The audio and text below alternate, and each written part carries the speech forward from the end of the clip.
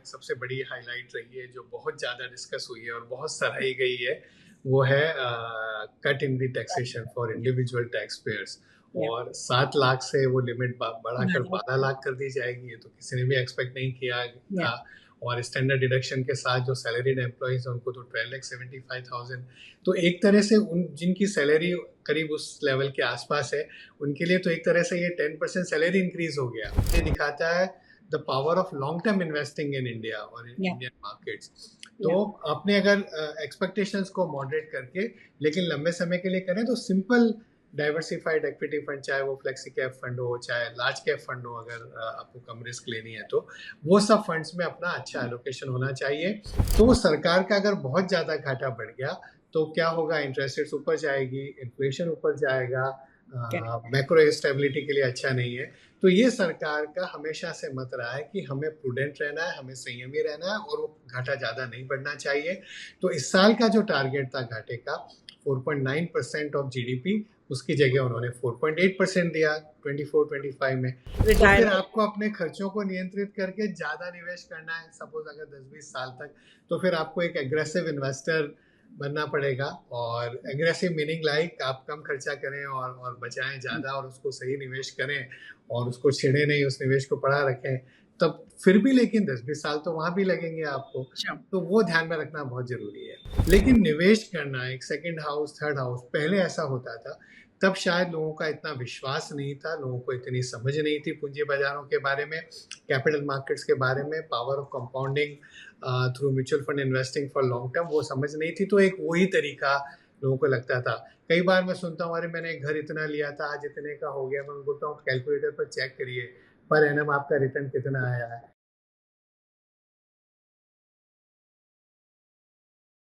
Hello friends, मेरा नाम नम्रता अरोरा है। Welcome back to mutual fund की बात। म्यूचुअल फंड की बात में हम ग्लोबल और Indian economic condition, commodity, stock markets, mutual funds, इन सब के बारे में बात करते हैं। और आज हमारे इस एपिसोड में we have someone very well known in the mutual fund industry. आज हमारे साथ हैं mister Navneet Munot, who is the MD and CEO at HDFC Mutual Fund. Mr. Navneet Munot joined HDFC Asset Management Company Limited in Feb 2021 and has 28 years of rich experience in the financial markets. Earlier, he was the Executive Director and Chief Investment Officer of SBI Funds Management Private Limited. He was responsible for overseeing investments worth over $150 billion across various asset classes in mutual funds and segregated accounts. Mr. Navneet was director on the board of SBI Pension Funds Private Limited. In his previous assignments, he was the executive director and head multi-strategy boutique with Morgan Stanley Investment Management and chief investment officer fixed income and hybrid funds at Birla Sun Life Mutual Fund. Mr. Navneet has a master's degree in accountancy and business statistics and is a qualified chartered accountant. He is a charter holder of the CFA Institute and CAIA Institute. He also has done his financial risk management FRM. Hello everyone and welcome back yet again in another episode of Mutual Fund की बात. On very popular demand, आज दोबारा हमारे साथ है Mr. Navneet Munot, who is the MD and CEO of HDFC Mutual Fund. I don't think he needs an introduction. ये बहुत अच्छे जवाब देते हैं. He's come on our show multiple times. And Navneet, thank you so much for coming today, and we are very honored to have you back in our show. बहुत बहुत धन्यवाद नम्रता जी। और चूंकि हम 2025 में पहली बार मिल रहे हैं, सो नए वर्ष की बहुत बहुत बधाई और शुभकामनाएं आपको, पूरे ग्रो परिवार को और आपके सभी निवेशकों को। Thank you so much and wish you the same Navneet ji. Navneet ji, आज जो हमारे जो सवाल रहेंगे आपके लिए, देखो एक जनरल, हम थोड़ा बजट के ऊपर डिस्कस करेंगे, थोड़ा इकोनॉमी के ऊपर डिस्कस करेंगे, थोड़ा फंड्स के ऊपर डिस्कस करेंगे। So we have multiple questions which are lined up for you and I think जो मेरा सबसे पहला सवाल है वो it is around the global economy. हम सब जानते हैं कि अभी mister Trump has just become the president of the United States and उसके बाद हम देख रहे हैं कि there is almost a trade war जो शुरू हो गई है बिटवीन यूएस एंड चाइना, और उसको काउंटर करने के लिए चाइना ने अभी जो है 15% टैरिफ डाल दिया on coal and gas imports from the US. तो नवनीत जी, आप ये बताइए कि यूएस और चाइना के बीच में जो ट्रेड वॉर चल रहा है, क्या उसका इम्पैक्ट इंडियन इकोनॉमी पे होगा? I mean, do you really think कि इंडियन स्टॉक मार्केट रिएक्ट करेगा पॉजिटिवली या नेगेटिवली? आप हमें प्लीज बताइए। नम्रता जी, विश्व में जरूर ही एक अनिश्चितता का माहौल है। चाहे वो राजनीतिक वातावरण हो, चाहे वो आर्थिक वातावरण हो, एक अनिश्चितता का माहौल बन गया है। और आपने जो टैरिफ्स की बात करी अमेरिका के द्वारा कई देशों पर लगाने की, चाहे वो कनाडा हो, मेक्सिको हो, चाइना हो, वो कुछ यूरोपियन देशों के साथ भी ऐसा कुछ बात कर रहे हैं, तो उससे एक अनिश्चितता का माहौल हो गया है। लेकिन मुझे लगता है कि भारत एक बहुत ही यूनिक पोजीशन में है। हमारे प्रधानमंत्री अमेरिका जाने वाले हैं और अच्छी संभावनाएं हैं कि जो एक strategic partnership between India and US will only get strengthened, and India is a, I would say, kind of balancing power in this part of the Pacific. तो against the influence of China जिनका सबको डर लगा रहता है, तो भारत एक बड़ी अर्थव्यवस्था, एक डेमोग्राफिक जो हमारी स्ट्रेंथ है, जो हमारी एक डेमोक्रेसी की स्ट्रेंथ है, तो मुझे लगता है कि यूनाइटेड स्टेट्स का जो एक स्ट्रेटेजिक पार्टनरशिप है वो और स्ट्रेंथन होगा आगे जाकर। और अगर सप्लाई चेन्स रीअलाइनमेंट होती है, सप्लाई चेन्स अगर डाइवर्सिफाई होती है, तो भारत को भी उसका फायदा मिलेगा। और जो भी सरकार ने पिछले कई वर्षों में प्रयत्न करे हैं, चाहे पीएलआई के जरिए हो, चाहे कॉर्पोरेट टैक्स रिडक्शन के जरिए हो, चाहे एफडीआई को और ओपन करने के जरिए हो, उस सबका लंबे समय में भारत को फायदा होगा। और मैंने तो कई बार कहा है कि भारत एक यूनिक पोजीशन में है जहाँ हमारी सबके साथ दोस्ती है। पूरे विश्व में हम तो वसुधैव कुटुंबकम को मानने वाले हैं, और G20 में जब भारत की बारी थी 2 वर्ष पूर्व, तो हमारे प्रधानमंत्री ने तो यही संदेश दिया, वसुधैव कुटुंबकम, whole planet is my family, whole world is my family. तो हम सिर्फ अपना नहीं सोचते हैं, पूरे विश्व का, पूरी मानवता का सोचते हैं। तो मुझे लगता है कि भारत एक बहुत ही यूनिक और बहुत ही अच्छी पोजीशन में है। बट नवनीत जी, आप ये बताइए कि फिर अभी मार्केट्स इतना कंफ्यूज्ड क्यों हैं? लाइक हम देख रहे हैं कि एक दिन मार्केट ऊपर चली जाती है, फिर नीचे आ जाती है। इतना कुछ हो रहा है हमारे आसपास, चाहे हम यूएस चाइना की बात करें, या फिर everything that we spoke about, या फिर हम बजट की बात करें। I think there is just so much which is happening, and I think as an investor, मैं खुद, बल्कि मैं इस इंडस्ट्री को, इस मार्केट को बहुत सालों से ट्रैक कर रही हूँ, समझती हूँ, लेकिन मैं खुद कंफ्यूज्ड हूँ कि अभी हम इतना उतार चढ़ाव क्यों देख रहे हैं, राइट? अगर हम, I mean, just give us your perspective कि ऐसा क्यों हो रहा है। जैसे हमने एक बात करी, पूरे विश्व में एक अनिश्चितता का वातावरण है, जियोपॉलिटिकल रिस्क है, या ग्लोबलाइजेशन कैसा रहेगा आगे जाकर, जिस तरह की नई पॉलिटिकल रेजिम्स कुछ कंट्रीज में आई है, वो सबको लेकर क्या अनिश्चितता है। पर हमारे यहाँ भी पिछले 3-4 वर्षों में बाजार ने इतना अच्छा प्रदर्शन किया, the stock market has done so well that at some point in time a correction was very much warranted. That's part of the game, right? Markets ऐसा नहीं होता कि हर दिन, हर हफ्ता, हर महीने, हर क्वार्टर, हर साल ऊपर ही जाएगा। पिछले 9 वर्षों तक बाजार ने पॉजिटिव रिटर्न्स दिए हैं। ऐसा पहले तो हिस्ट्री में कभी भी नहीं हुआ। और अगर बाजार ऐसा हर क्वार्टर अच्छा रिटर्न देगा, तो कोई भी व्यक्ति, फिर हर व्यक्ति पूरा पैसा यही लगा देगा खाली शेयर बाजार में। शेयर बाजार में लंबे समय में ज्यादा रिटर्न आता है, बिकॉज बीच बीच में कुछ करेक्शंस आते रहते हैं, और उस वॉलेटिलिटी के डर से कई लोग अपना पैसा नहीं लगाते हैं। इसी वजह से शेयर बाजार में लंबे समय में ज़्यादा पैसा बनता है, क्योंकि कई लोग उसमें पैसा नहीं लगाते हैं, उसमें थोड़ा सा रिस्क भी रहता है। भारत में भी जो संभावनाएं थी, उसके कंपैरिजन में बोथ इकोनॉमिक ग्रोथ भी और कॉर्पोरेट प्रॉफिट ग्रोथ भी पिछले 2 क्वार्टर्स में कम आई है। इकोनॉमिक ग्रोथ भी थोड़ी कम आई है और कॉर्पोरेट प्रॉफिट ग्रोथ भी थोड़ी कम आई है। तो फॉरेन इन्वेस्टर्स की बिकवाली रही है कंटिन्यूस पिछले कुछ महीनों में, क्योंकि हो सकता है वो कुछ पैसा अमेरिका के बाजारों में, जो बाजार ज़्यादा अच्छा कर रहे हैं हमारे से, वहाँ ले गए हों।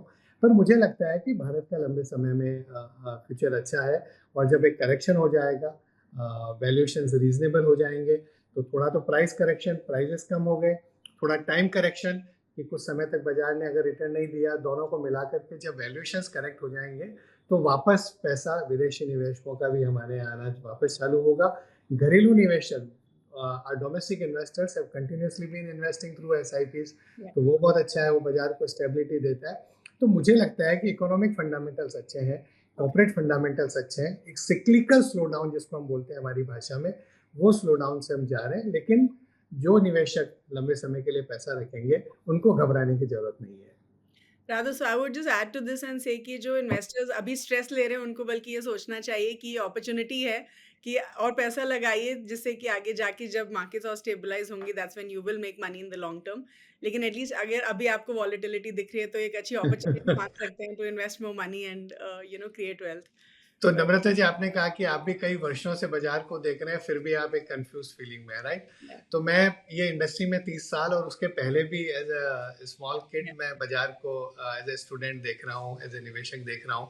तो मैंने 40 साल में इतने उतार चढ़ाव देखे हैं। Yeah. जब भी ऐसी स्थिति आएगी तो आपको लगेगा अरे ये तो अब क्या होगा आगे जाके, भारत की अर्थव्यवस्था का क्या होगा, मार्केट का क्या होगा। लेकिन हमने फिर हर कुछ सालों में एक नई ऊंचाई बनाई है।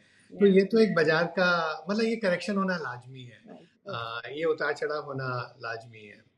Okay okay so now I think क्योंकि अभी हमने बजट देखा है just few days back and बहुत सारा रिव्यू एनालिसिस आई थिंक जैसे बजट आता है विद इन फ्यू आवर्स हम देखते हैं कि इंटरनेट के ऊपर इतना सारा एनालिसिस निकल के आ जाता है बजट के ऊपर एंड आई एम श्योर कि बहुत सारे व्यूअर्स ने अलग अलग पर्सपेक्टिव्स पढ़े होंगे अबाउट द बजट। किसी को नेगेटिव पर्सपेक्टिव मिला होगा, किसी को पॉजिटिव पर्सपेक्टिव मिला होगा। तो नवनीत जी आप ये बताइए कि जो ये बजट आया है इस साल उसका म्यूचुअल फंड इन्वेस्टर्स को क्या बेनिफिट होगा, और जो हमने टैक्स कट देखे हैं which was a big positive in the budget for all of us, tell us कि उससे जो सेक्टर्स हैं, कैसे कोई भी सेक्टर्स हैं जो आपको लगता है आगे जाके अच्छा करेंगे एटलीस्ट इस साल में, all thanks to the budget? नहीं, एक तो आपने जो नोटिस किया बजट का, जो एक सबसे बड़ी हाईलाइट रही है, जो बहुत ज़्यादा डिस्कस हुई है और बहुत सराही गई है, वो है cut in the taxation for individual tax payers. और 7 लाख से वो लिमिट बढ़ाकर 12 लाख कर दी जाएगी। ये तो किसी ने भी एक्सपेक्ट नहीं किया था। और स्टैंडर्ड डिडक्शन के साथ जो सैलरीड एम्प्लॉइज हैं उनको तो 12,75,000। तो एक तरह से उन जिनकी सैलरी करीब उस लेवल के आसपास है उनके लिए तो एक तरह से ये 10% सैलरी इंक्रीज हो गया। और अगर ज़्यादा भी इनकम है तो भी आपको कहीं ना कहीं तो एक अच्छी सेविंग मिली है। और वो सेविंग से कंजम्पशन भी बढ़ेगा और वो सेविंग से इन्वेस्टमेंट भी बढ़ेगा। बिकॉज भारत में जो परंपरा रही है, भारत के लोग अपनी जितनी इनकम बढ़ते हैं उतना पूरा खर्चा नहीं कर देते हैं, उसमें से सेविंग्स का भी ध्यान रखते हैं। तो ये दोनों के लिए ही अच्छा है। तो कंजम्पशन के लिए भी अच्छा है, चाहे वो ड्यूरेबल कंजम्पशन हो या कोई भी तरह का कंजम्पशन हो, तो उन सब सेक्टर्स के लिए अच्छा है। और सेविंग्स और इन्वेस्टमेंट्स के लिए भी अच्छा है। कैपिटल मार्केट्स में भी और पैसा आएगा निवेशकों का, बिकॉज कैपिटल मार्केट्स में ज़्यादा पैसा आएगा और निवेश बढ़ेगा और इन्वेस्टमेंट्स बढ़ेगा, तो एक वर्चुअस साइकिल ग्रोथ का बनाता है। तो ये दोनों को ही फायदा करेगा। और मुझे लगता है कि बजट की सबसे बड़ी हाईलाइट थी कि हम किस तरह से कंजम्पशन को एक बूस्ट दे सकें। और जब हमने पहले बात करी कि पूरे विश्व में अगर अनिश्चितता का वातावरण है और हमारी जो अर्थव्यवस्था है वो डोमेस्टिक कंजम्पशन, डोमेस्टिक इन्वेस्टमेंट्स पर ज़्यादा निर्भर करती है, तो उसको और कैसे स्ट्रेंथन किया जा सके उस पर ध्यान दिया गया है। तो बाजारों के लिए अच्छी चीज़ है। बट बजट सिर्फ एक, मैं कहूँगा, फैक्टर होता है बाजार के लिए। और एक दिन है जहाँ पर सरकार कई चीज़ अनाउंस करती है, पर 364 और भी दिन है। कई पॉलिसीज आती रहेंगी और कई फैक्टर्स होते रहेंगे और कई घटनाएं कई जगह होती रहेगी जिनका बाजारों पर प्रभाव पड़ेगा। बट देन अगर हम सिर्फ बजट की बात करें तो of course I think consumption as a sector हम बोल सकते हैं कि शायद अच्छा करेगा, बिकॉज ऑब्वियसली इस बजट में कंजम्पशन फोकस बहुत ज़्यादा था। लेकिन based on all the other announcements जैसे एग्रीकल्चर हो गया, मैन्युफैक्चरिंग हो गया, मेक इन इंडिया पे इतना there was talk, green energy पे there was so much talk. So do you think और भी ऐसे कुछ सेक्टर्स हैं जो बेनिफिट कर सकते हैं because of the spend which the government is looking at in the next 1 year? तो पिछले 4-5 वर्षों में सरकार ने केपेक्स बढ़ाने पर बहुत ध्यान दिया है। और उसी की वजह से roads, railways, renewables, airports, port, सब जगह पे कैपेसिटी बढ़ाई गई है। Urban transportation, telecom network, broadband, सभी पर। और उसका एक अच्छा प्रभाव रहता है, क्योंकि जब निवेश होता है, जब इन्वेस्टमेंट्स होता है, तभी और जॉब क्रिएशन होते हैं, इनकम बढ़ती है और एक वर्चुअस साइकिल बनता है। लेकिन कंजम्पशन ग्रोथ भी जरूरी है भारत में। करीब 2/3 of the economy is dependent on consumption. And if consumption is higher, automatically corporates will also invest more in incremental capacity. तो ऐसा नहीं है कि बजट में खाली कंजम्पशन पर ही ध्यान दिया गया है, सरकार केपेक्स पर भी खर्चा कर रही है। और जब कंजम्पशन बढ़ेगा तो कंपनीज अपनी कैपेसिटी बढ़ाएगी, तो इन्वेस्टमेंट भी होगा। तो ऐसा नहीं कि इसमें मैन्युफैक्चरिंग के लिए नहीं किया गया है। और जो आपने पहले टैरिफ्स की बात करी, तो उसका भारत पर पॉजिटिव असर कहीं ना कहीं तो पड़ेगा। अगर ग्लोबली ये जो टैरिफ वॉर हो रही है या ग्लोबली जो अनसर्टेनिटी है, उसकी वजह से ग्लोबल इकोनॉमी में स्लो डाउन आ गया, अगर ग्लोबल ट्रेड में स्लो डाउन आ गया, तो हमारे एक्सपोर्ट्स पर भी कुछ फर्क पड़ेगा। अगर ग्लोबल ग्रोथ ही अगर कम है तो हमें ज़्यादा मेहनत करनी होगी। लेकिन हम जितनी कोशिश करेंगे कि हमारी डोमेस्टिक कंजम्पशन और इन्वेस्टमेंट्स को हम सपोर्ट करें तो वो ओवरऑल बाज़ारों के लिए लंबे समय के लिए अच्छा है। Okay, so you no considering हम डोमेस्टिक इन्वेस्टर्स की बात कर रहे हैं, द फैक्ट कि वो काफ़ी कंट्रीब्यूट करते हैं to the Indian economy at this point, considering we have the budget. अब ये बताइए नवनीत जी कि एक अगर फर्स्ट टाइम इन्वेस्टर है जो अभी यू नो लेट्स से कि किसी ने बस अभी जॉब शुरू की है एंड यू नो ही और she is looking at starting his investments, तो आप उसको क्या एडवाइस देंगे कि you know how is it that he can look at investing across different equity funds available? तो सबसे पहले तो मैं कहूँगा कि आपकी जो इनकम है, income minus expenditure equal to savings नहीं होना चाहिए, उल्टा होना चाहिए। इनकम माइनस सेविंग्स मेरे को इतनी करनी है इक्वल टू एक्सपेंडिचर, इतना खर्चा करना है। तो इस तरह से प्लान करिए, अपने गोल समझिए कि आपको किसके लिए निवेश करना है। आपको कुछ समय बाद घर खरीदना है, आपको अगर अपने बच्चों के लिए उनकी पढ़ाई के लिए निवेश करना है, या आपको अपने रिटायरमेंट के लिए धीरे धीरे कॉर्पस बनाना है, किसके लिए निवेश करना है। और अपनी रिस्क एपेटाइट को समझिए। अब जैसे आपने कहा कि बाजार करीब ले से 10-15% गिर गया है पिछले 4 महीनों में, आपने पूरा पैसा इक्विटी में लगाया, तो आप इतनी गड़बड़ को झेल सकते हैं क्या? आपके स्टेटमेंट पर 1 लाख रुपए का बैलेंस था और अगर बाजार 10% गिर गया, एनएवी अगर 8% गिर गई, तो आप वो लॉस को जब स्टेटमेंट पर देखते हैं, आपको भरोसा है कि लंबे समय में पैसा बनेगा, लेकिन उस समय पर आप किस तरह से रिएक्ट करते हैं, उसके हिसाब से फिर अपना एक एसेट एलोकेशन निर्धारित करिए कि इतना मैं इक्विटी में लगा दूं, इतना मैं फिक्स इनकम में लगा दूं, इतना मैं थोड़ा सा पैसा अपना गोल्ड में भी लगा दूं। और म्यूचुअल फंड में एक अच्छी चीज़ है कि आपको एक हाइब्रिड फंड्स मिलते हैं, एसेट एलोकेशन प्रोडक्ट्स मिलते हैं, मल्टी एसेट प्रोडक्ट मिलते हैं, जहाँ पर ये सारा एलोकेशन हो जाता है। तो अगर आपको लगता है कि मेरा करीब मोटा मोटी 70-65% 2/3 पैसा रहना चाहिए इक्विटी में, थोड़ा रहना चाहिए फिक्स इनकम में, तो आप एक हाइब्रिड इक्विटी फंड में लगा सकते हैं। या मेरे को थोड़ा गोल्ड भी एक ही फंड में लेना है, तो आप एक मल्टी एसेट फंड में पैसा लगा सकते हैं। तो ये जो एसेट एलोकेशन वाले जो प्रोडक्ट्स हैं, वो एक बैलेंस एडवांटेज फंड है, जहाँ पे करीब मोटा मोटा लेट्स से आज की तारीख में फंड मैनेजर्स ने अपना आधा पैसा इक्विटी में और आधा फिक्स इनकम में इंक्लूडिंग आर्बिट्राज में लगा रखा है, तो वो भी एक माध्यम हो सकता है। और अगर आप एक ऐसे निवेशक हैं जो आप लंबे समय के लिए लगा रहे हैं, आप वॉलेटिलिटी झेल सकते हैं, यंग एज है और आपको वेल्थ क्रिएशन करनी है लंबे समय में और ज़्यादा इक्विटी में रखते हैं, तो आप इक्विटी फंड्स में भी रख सकते हैं।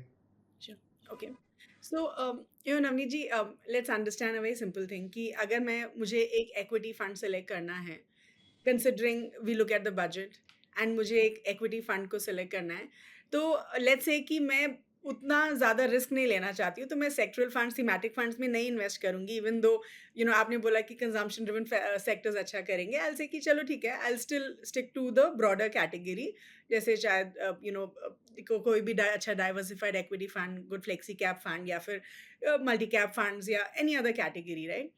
क्या मुझे देखना चाहिए कि किस किस सेक्टर्स में ज़्यादा एलोकेशन है एट दिस पॉइंट, कि अच्छा अभी दिख रहा है कि इस पर्टिकुलर फंड में मुझे मैन्युफैक्चरिंग में ज़्यादा फोकस दिख रहा है, कंजम्पशन ड्रिवन फैक्टर्स एफएमसीजी में ज़्यादा फोकस दिख रहा है, तो इस फंड में डाल देती हूँ, या फिर you know I just select a good diversified equity fund और एनी अदर कैटेगरी? तो आप बताइए कि एक अच्छा इक्विटी फंड अगर मुझे एट दिस पॉइंट सेलेक्ट करना है, क्या वो सेक्टर फोकस्ड हो सकता है, या फिर let me just select a good fund without तो वरिंग? अपने एडवाइजर से, अपने डिस्ट्रीब्यूटर से, या आप जैसे गाइड करते हैं निवेशकों को, हर एक का एक पोर्टफोलियो एक अलग तरह का होगा, डिपेंडिंग, जैसे मैंने कहा, आपका टाइम होराइजन, आपका रिटर्न एक्सपेक्टेशन, आपकी रिस्क एपेटाइट, आपको क्या लिक्विडिटी नीड्स है, उन सबको मद्देनजर रख के वो एलोकेशन करना चाहिए। लेकिन मैं कहूँगा कि लंबे समय के लिए आप निवेश कर रहे हैं और कुछ ही फंड्स में कर रहे हैं, तो डाइवर्सिफाइड इक्विटी फंड्स का प्रेफरेंस होना चाहिए।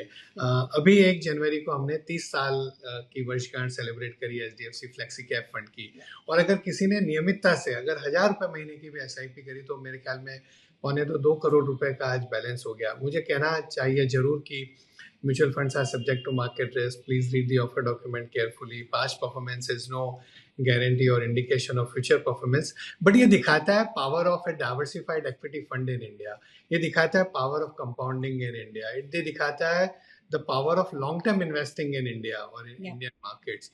तो अपने अगर एक्सपेक्टेशंस को मॉडरेट करके लेकिन लंबे समय के लिए करें, तो सिंपल डाइवर्सिफाइड इक्विटी फंड, चाहे वो फ्लेक्सी कैप फंड हो, चाहे लार्ज कैप फंड हो, अगर आपको कम रिस्क लेनी है, तो वो सब फंड्स में अपना अच्छा एलोकेशन होना चाहिए। और जैसा आपने कहा कि ये बजट को देख के ये सेक्टर में लगा दे, अगले साल कुछ और बजट में आएगा, आप कुछ और सेक्टर में लगाएंगे, 2 साल बाद बजट या और कोई घटना होगी, इस तरह से तो आप कितने सारे फंड इकट्ठे करते जाएंगे sector thematic. So we can just say कि अगर आपके पोर्टफोलियो में अच्छे डाइवर्सिफाइड फंड्स हैं, if you are a risk averse investor and you don't want to take too much risk, तो एक अच्छा flexi cap fund, may be a large cap तो फंड उसमें सभी फंड्स का संगम हो जाता हो है। जाता है। सभी सेक्टर्स का संगम उसमें हो जाता है। Sure. Okay. सही प्रपोर्शन में। Yeah, sure. You know, Navneet ji, in the last 10-15 minutes of having this conversation, आपने SIPs 2-3 बार बोला है अपने statements में, तो थोड़ा SIP का statistics देखते हैं, right? अगर हम monthly average gross SIP inflows देखें, वो double हुए हैं पिछले 3 सालों में, from 0.1 lakh crores in 22 to about 0.23 lakh crores in 25. So अभी जो है सेबी का एक नया प्रपोजल है for a 250 rupee SIP. Now I have realized कि जैसे हम बहुत सारे स्टूडेंट्स के साथ भी इंटरेक्ट करते हैं on a very regular basis about investments and बहुत इंटरेस्टेड रहते हैं, but of course there are lot students जो बहुत ज़्यादा इन्वेस्ट नहीं करना चाहते हैं, जो मे 500 रुपया, 250 रुपया, 100 रुपया would be a good thing. So do you think कि अगर एक ऐसे इन्वेस्टर को जिसके पास बहुत ज़्यादा डिस्पोजेबल इनकम नहीं है, उसको इन्वेस्ट करने, डू यू थिंक 250 रुपये SIP is a good move? क्योंकि 100 रुपये भी आजकल बिल्कुल। 500 रुपये भी होता है. सो do you think it's a good move कि 250 रुपये भी एक अच्छा ऑप्शन है इन्वेस्टर्स के लिए? नहीं, जरूर। तो बाजार में आने के लिए, बाजार को देखने के लिए, फंड्स को समझने के लिए आप कोई भी रकम से शुरुआत कर सकते हैं। और मैं बड़ी सराहना करूंगा सेबी की और एमफी की और सभी लोगों की जिन्होंने मेहनत करी है कि हम किस तरह से इस प्रोडक्ट को ज़्यादा से ज़्यादा लोगों को एक्सेसिबल बना सकें, ज़्यादा से ज़्यादा लोगों को इससे जोड़ सकें और उस मिनिमम अमाउंट को 250 रुपये तक लेके आया जाए। HDFC म्यूचुअल फंड में तो हमारे ज़्यादातर प्रोडक्ट्स में मिनिमम अमाउंट 100 रुपये, तो आप 100 रुपये से भी एक अपनी शुरुआत कर सकते हैं और प्रोडक्ट को समझ सकते हैं। जब आपको स्टेटमेंट आता है, जब आपको फैक्टशीट आती है, जब आपको और कम्युनिकेशन आता है, तो आप उसको अच्छे से समझते हैं किस तरह से आपका निवेश हो रहा है, किस तरह से ये प्रोडक्ट लंबे समय में आपके जो भी गोल्स हैं उनको मीट करने के लिए ये प्रोडक्ट अवेलेबल है। तो कोई भी अमाउंट से शुरुआत करिए, लेकिन शुरुआत करिए। I completely agree with you. And SIP का बेनिफिट, आई रिमेंबर मैंने 500 रुपये से शुरू किया था जब मैं कॉलेज में थी, तब 100 रुपया भी वॉज वेरी, ये तो काफ़ी रीसेंट फिनोमेना है कि 100 रुपये अब शुरू हुआ है, बट 500 रुपये तो तब होता भी था. But I always tell students one simple thing कि अगर आप अभी कम अमाउंट से शुरू करेंगे, एटलीस्ट आगे जाके आप गलतियां नहीं करेंगे, at least you will learn how to invest, आप सही बिल्कुल, प्रोडक्ट सेलेक्ट बिल्कुल। करना भी सीख ले जाएंगे. It's like a learning experience. फिर बाद में आप जब बड़ा अमाउंट इन्वेस्ट करना चाहेंगे, आपको पता रहेगा, आप गलतियां नहीं करेंगे एटलीस्ट, इफ नॉट. बिल्कुल, बिल्कुल। और एक बहुत अच्छी बात है, आप लोगों के जरिए दूसरे कई प्रयासों से आजकल अवेयरनेस बढ़ती जा रही है। जब हम कॉलेज में थे तो हमको इतनी समझ नहीं थी कि किस तरह से निवेश करना है। ऐसे ही मार्केट को देखते थे, कुछ भी करते थे उस समय में, आज के 30-40 वर्ष पूर्व। लेकिन आज इतने साधन हो गए हैं, इतनी अवेयरनेस हो गई है, इतनी इंफॉर्मेशन हो गई है। और मैं ज़रूर तारीफ़ करूँगा पर्टिकुलरली जो यंगस्टर्स हैं, 2 चीज़ों के लिए। एक तो सेंस ऑफ क्यूरियोसिटी बहुत है, वो जानना चाहते हैं, एंगेज होना चाहते हैं, समझना चाहते हैं। ऐसा नहीं है कि किसी ने बोल दिया और कुछ भी निवेश कर लिया, वो उस चीज़ को अच्छे से समझ बूझ के चाहते हैं। और दूसरी चीज़, उनमें रिस्क एपेटाइट बहुत है। अब उसकी वजह से शायद हो सकता है वो शायद कुछ ऐसे होंगे कि जल्दी पैसा बनाने के चक्कर में कुछ और कर रहे हैं, लेकिन उनको अप्रिशिएट करना चाहिए कि एक एस्पिरेशन है उनके अंदर, एक एस्पिरेशन है कि वेल्थ क्रिएट हो सकती है भारत में, और हमको तरीके ढूंढने हैं। अल्टीमेटली तरीका म्यूचुअल फंड का, SIP का ही सही है।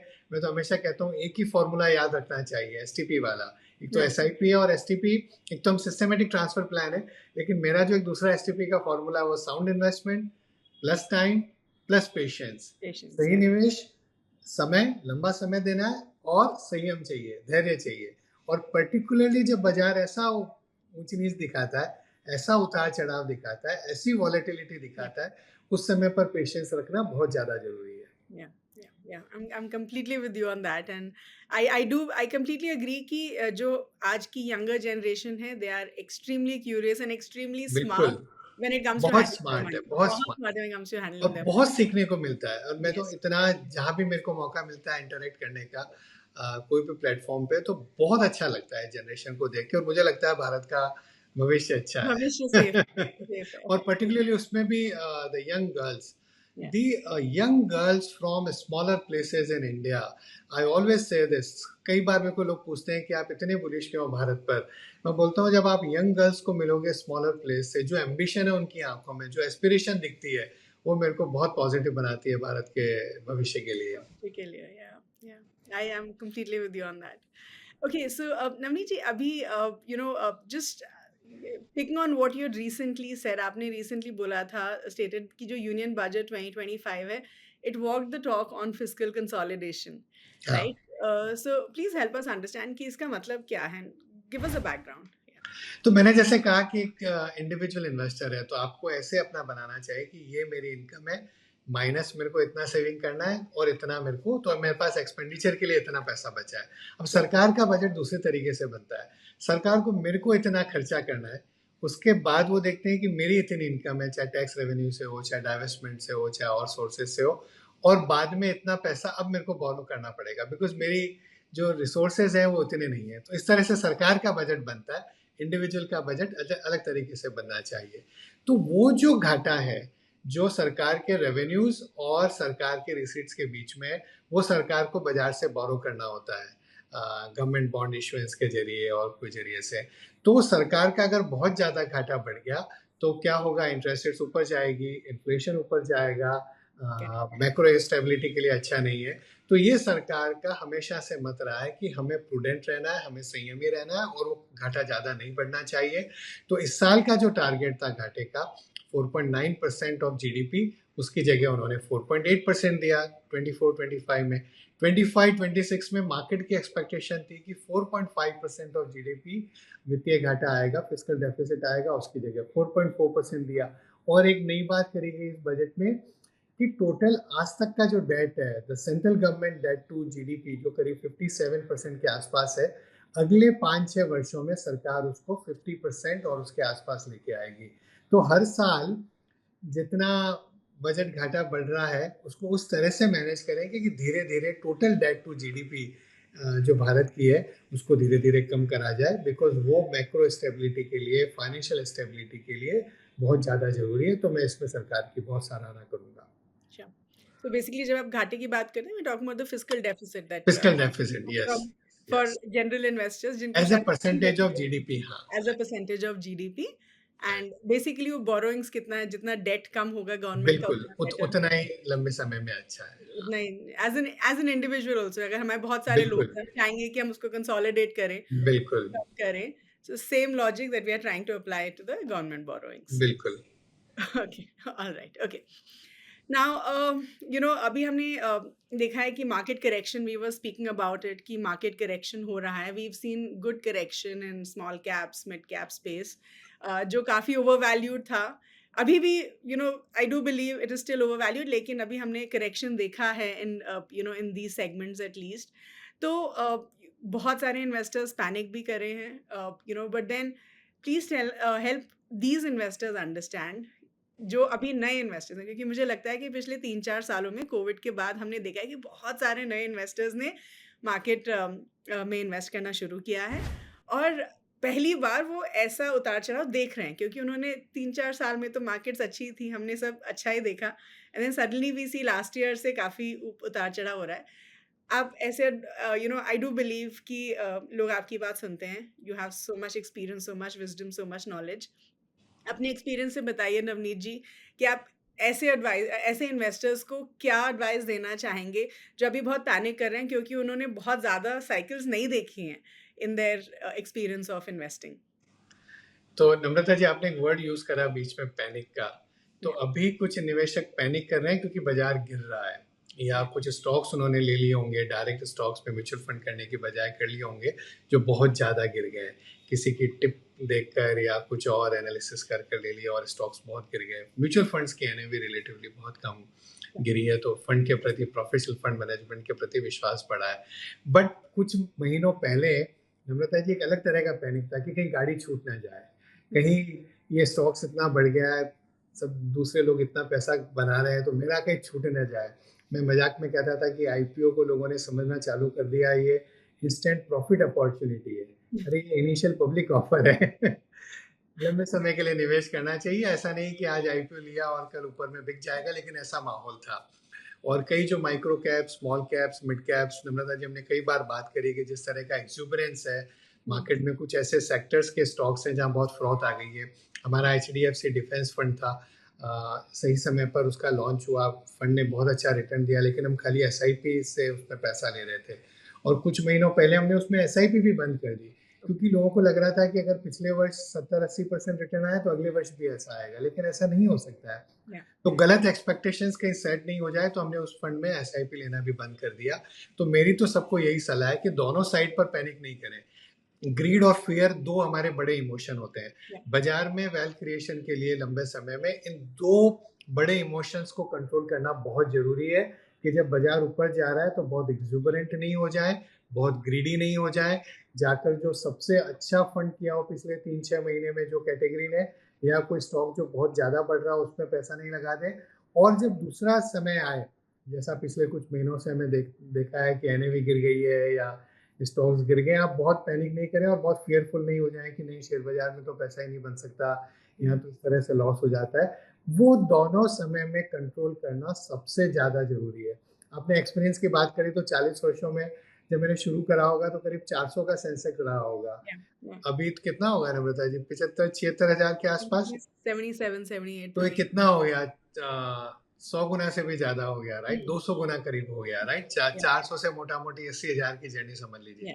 पर ऐसा नहीं है कि वो 400 से 80,000 हर क्वार्टर क्रेडिट हुआ हो आपके अकाउंट में, बिकॉज बहुत उतार चढ़ाव देखे हमने। 400 से 4,000 देखा है, 4,000 का 2,000, वहां से वापस 4,000, फिर नीचे गया, फिर 6,000 आया, फिर 6,000 से सेंसेक्स 3,000 गया। मतलब बहुत सारे उतार चढ़ाव देखे हैं। लेकिन जिसने बराबर निवेश किया, हमने बात करी थी पहले वो फ्लेक्सी कैप फंड की, एचडीएफसी की 30 साल की जर्नी, तो बहुत उतार चढ़ाव आए हैं एनएवी में। कई सारे इवेंट्स हुए हैं, ग्लोबल फाइनेंशियल क्राइसिस हुआ, यूरो क्राइसिस हुआ, जब वो टेपर टेंट्रम हुआ 2013 में, 2020 में हमने कोविड का पेंडेमिक देखा है, तो बड़ी एनएवी में उतार चढ़ाव देखे हैं। लेकिन जिसने अपनी एसआईपी बनाई रखी उसी ने अच्छे पैसे बनाए।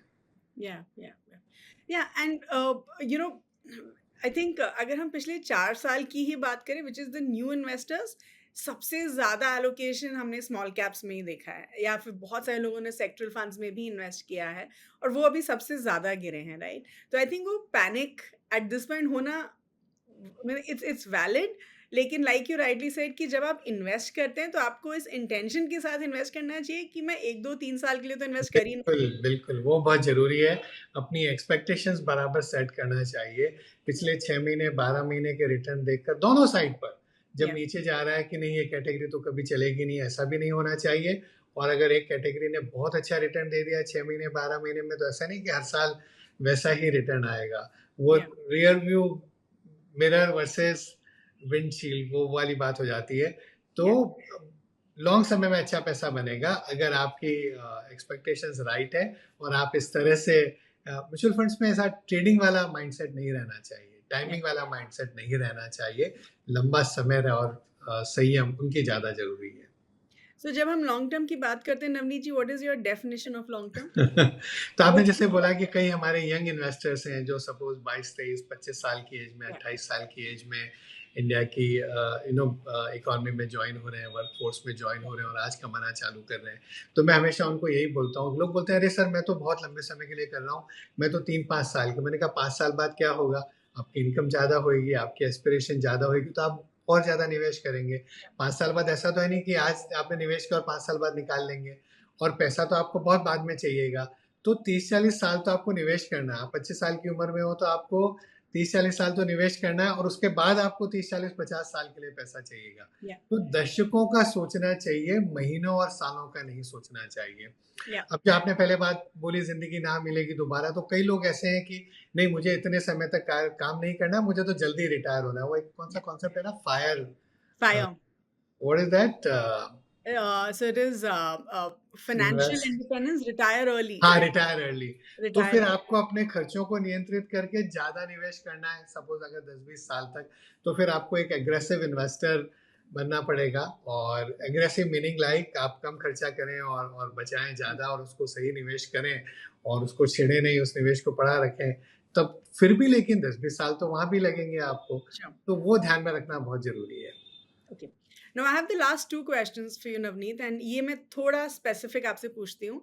तो एक तो जब हम असेट एलोकेशन की बात करते हैं, आई डू बिलीव कि हर इन्वेस्टर के पोर्टफोलियो में असेट एलोकेशन होना ज़रूरी है, क्योंकि जब भी हम वर्कशॉप्स करते हैं और मैं अपने इन्वेस्टर से पूछती हूँ कि which is your favourite investment, हर किसी का एक फेवरेट ज़रूर रहता है। कोई मुझे म्यूचुअल फंड्स हाँ। बोल देता है, कोई मुझे स्टॉक्स बोल देता है, कोई प्रॉपर रियल एस्टेट बोल देता है, but everyone has a favourite and I always tell them कि फेवरेट नहीं होने चाहिए, राइट? तो आप अपने बहुत सारे व्यूअर्स ये एपिसोड देखेंगे, आप प्लीज़ उनको समझाइए कि एसेट एलोकेशन का मतलब क्या होता है और सही तरीके से हम कैसे कर सकते हैं एसेट एलोकेशन?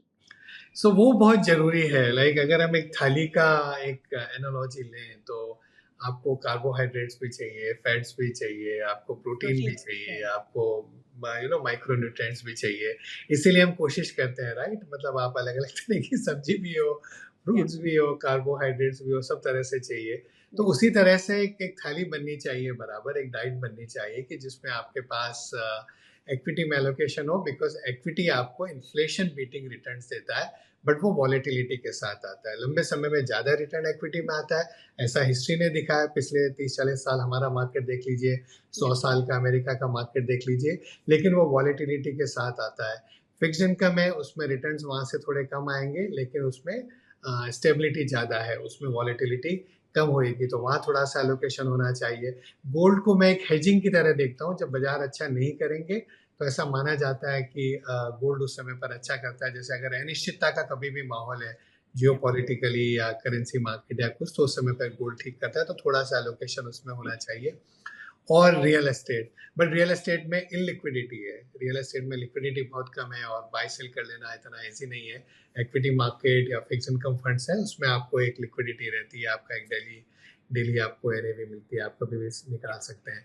तो एक एक कॉम्प्रिहेंसिव तरीके से देख के इस तरह से आपको अपना एसेट एलोकेशन करना चाहिए। उसमें आपको अपना समय देखना है, कितने समय के लिए निवेश करना है। अगर आपको 1 साल के बाद पैसा चाहिए, तो आपको इक्विटी फंड्स में नहीं लगाना चाहिए, तो फिर आपको फिक्स्ड इनकम में लगाना चाहिए। जो शॉर्ट टर्म फंड्स हैं, अगर लो ड्यूरेशन फंड है या मनी मार्केट फंड है, उनमें लगाना चाहिए।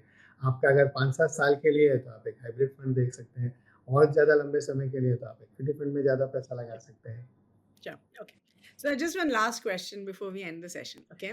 And ये सवाल मुझे बहुत कॉमनली पूछा जाता है, इसीलिए मैं आपका पर्सपेक्टिव जानना चाहूँगी। ये मैं कल्पेन सर से पूछ चुकी हूँ, राधिका मैम से पूछ चुकी हूँ, and I am asking you this question to get your perspective. Okay, and my question is कि जब हम रियल एस्टेट की बात करते हैं एज एन इन्वेस्टमेंट, इंडिया में बहुत सारे लोगों को रियल एस्टेट बहुत अच्छा लगता है, right? And people love buying properties. And I think अगर हम पहले ज़माने की बात करें, हमारे ग्रैंड पेरेंट्स, हमारे पेरेंट्स की जनरेशन ने शायद अपनी वेल्थ रियल एस्टेट से बनाई होगी। So tell me Navneet ji, what is your perspective on real estate? क्योंकि बहुत सारे लोग बोलते हैं कि मैम, सबसे पहला जो मेरा इन्वेस्टमेंट है वो घर है, राइट? मेरे पेरेंट्स बोल रहे हैं कि बेटा तुम घर ले लो, ईएमआई हो जाएगी तो तुम्हारा सेविंग्स हो जाएगा, right? So tell us your perspective on real estate and that will be my last question for you कि प्रॉपर्टी खरीदनी चाहिए, घर खरीदना चाहिए, नहीं खरीदना चाहिए, रेंट इज़ बेटर, कब खरीदना चाहिए अगर खरीदना चाहिए तो? सो मैं उस जनरेशन को बिलोंग करता हूँ जहाँ पर हमेशा था कि भाई एक घर का, एक खुद का घर होना चाहिए। लेकिन मैं भी यंगस्टर्स को मिलता हूँ जिनकी रिस्क एपेटाइट है और उनका एक विश्व में उनका एक सोचने का नज़रिया अलग है। तो हमारे समय में तो ऐसा था, घर होना चाहिए, आपका पैसा जुड़ गया तो आपकी गाड़ी होनी चाहिए और कुछ चीज़ें। लेकिन अभी तो आप देखिए, people are very happy with sharing a car. I mean that's why Uber and they are doing well कि यार मेरे को नहीं रखना है गाड़ी, मेरे को नहीं मेंटेन करनी है, मेरे पास तो एनी टाइम गाड़ी अवेलेबल है, जब चाहिए तभी, क्यों खर्चा करना है। वैसा ही घर के बारे में भी कईयों का सोचना है। तो ये एक इंडिविजुअल, हर एक की अपनी मानसिकता पर, हर एक के अपने एटीट्यूड पर, हर एक की अपनी एस्पिरेशन पर निर्भर करता है। मुझे लगता है कि हाँ, एक स्टेबिलिटी के लिए, जब when you have your own house, it gives you a certain mental comfort. और एक रियल एस्टेट पे एक व्यू नहीं लिया जा सकता है, तो हर एक व्यक्ति को, मतलब लोकेशन लोकेशन लोकेशन ऐसा बोलते हैं 3 चीज़ों पर। कोई पूछे व्यू क्या आपका रियल एस्टेट सेक्टर पे, तो बोलता हूँ लोकेशन लोकेशन लोकेशन। हर एक जगह का अपना एक अलग अहमियत है। लेकिन निवेश करना, एक सेकंड हाउस, थर्ड हाउस, पहले ऐसा होता था, तब शायद लोगों का इतना विश्वास नहीं था, लोगों को इतनी समझ नहीं थी पूंजी बाजारों के बारे में, कैपिटल मार्केट्स के बारे में, power of compounding through mutual fund investing for long term, वो समझ नहीं थी। तो एक वही तरीका लोगों को लगता था। कई बार मैं सुनता हूँ, अरे मैंने एक घर इतना लिया था, आज इतने का हो गया। मैं बोलता हूँ कैलकुलेटर पर चेक करिए पर एनम आपका रिटर्न कितना आया है, टैक्सेशन से आप उसको एडजस्ट करिए, लिक्विडिटी सोचिए, जिस दिन आपको बेचना चाहते थे उस समय पर बिक रहा था क्या। आज भी कई जने ऐसे मिल जाते हैं, यार थोड़ा और इन्वेस्ट करना है लेकिन मेरा प्लॉट बिक जाएगा तब मैं और इन्वेस्ट कर दूंगा आपके फंड में।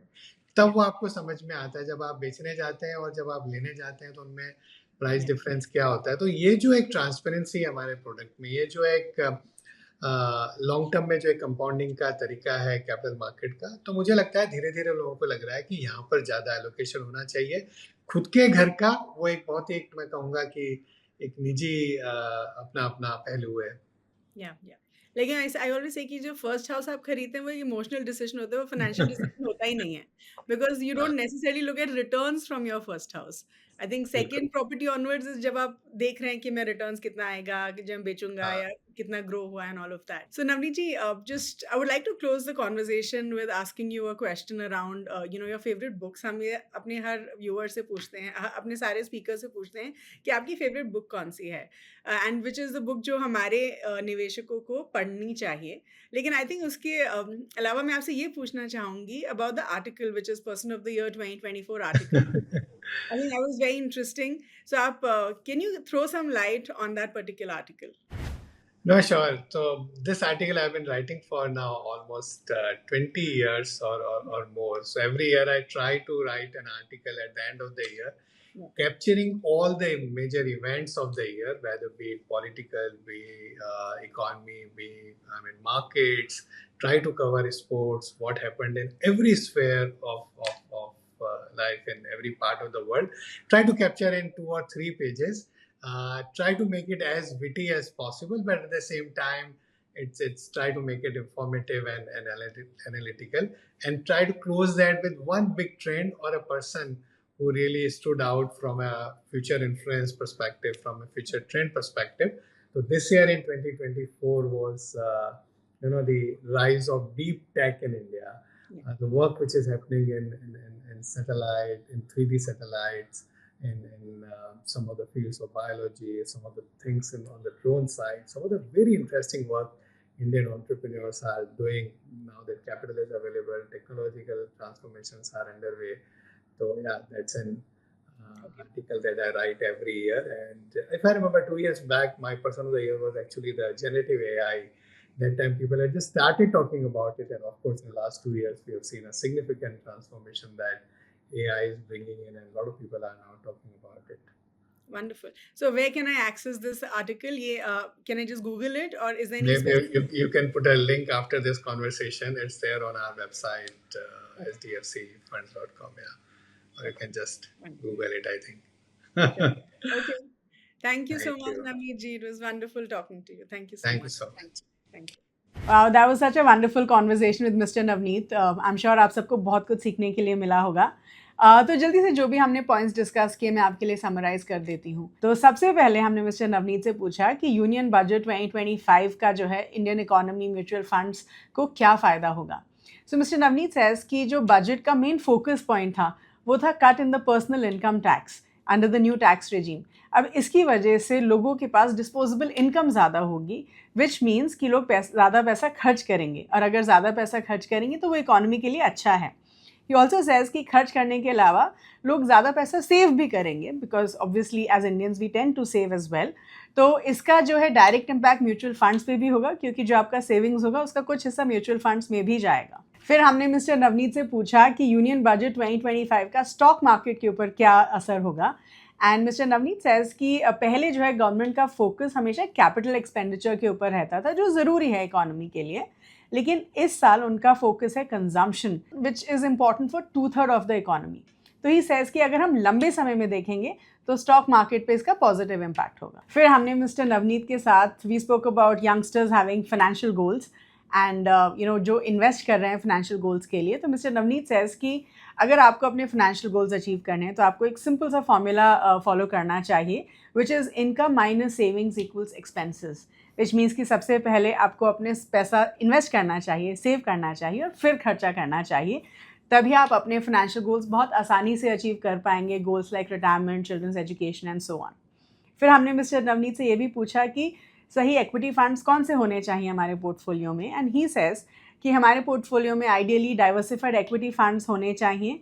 एज एन इन्वेस्टर आपको सेक्टरल फंड्स या थीमेटिक फंड्स पे उतना फोकस नहीं करना चाहिए, क्योंकि जब आप एक डाइवर्सिफाइड इक्विटी फंड लाइक अ फ्लेक्सी कैप फंड और अ मल्टी कैप फंड आप इन फंड्स में इन्वेस्ट करते हैं तो आपको अलग अलग sectors, industries, companies across all sizes, इन सब का एक्सपोजर मिलता है थ्रू योर इक्विटी फंड्स. फिर हमने मिस्टर नवनीत के साथ सेबी का जो 250 रुपये SIP का प्रपोजल है उसके बारे में डिस्कशन किया, एंड ही सेज कि SIP करना बहुत ज़रूरी है.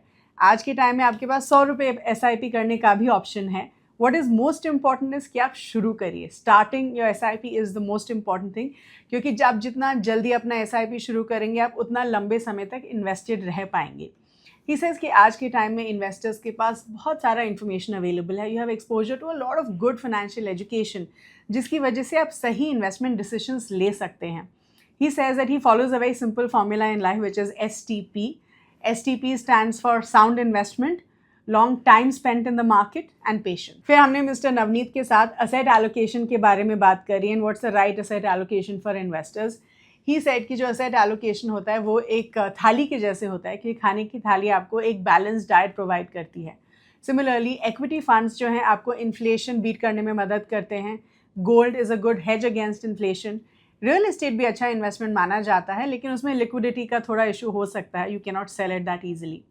ही सेज कि जो असेट एलोकेशन होता है वो डिपेंड करता है एक इन्वेस्टर के टाइम होराइजन के ऊपर और उसकी रिस्क टॉलरेंस के ऊपर. So that was about it in this particular episode. Thank you so much for watching.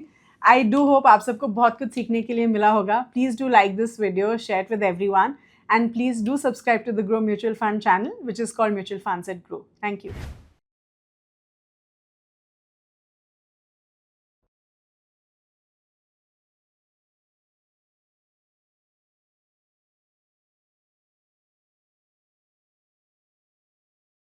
Mutual fund investments are subject to market risks. Read all scheme-related documents carefully.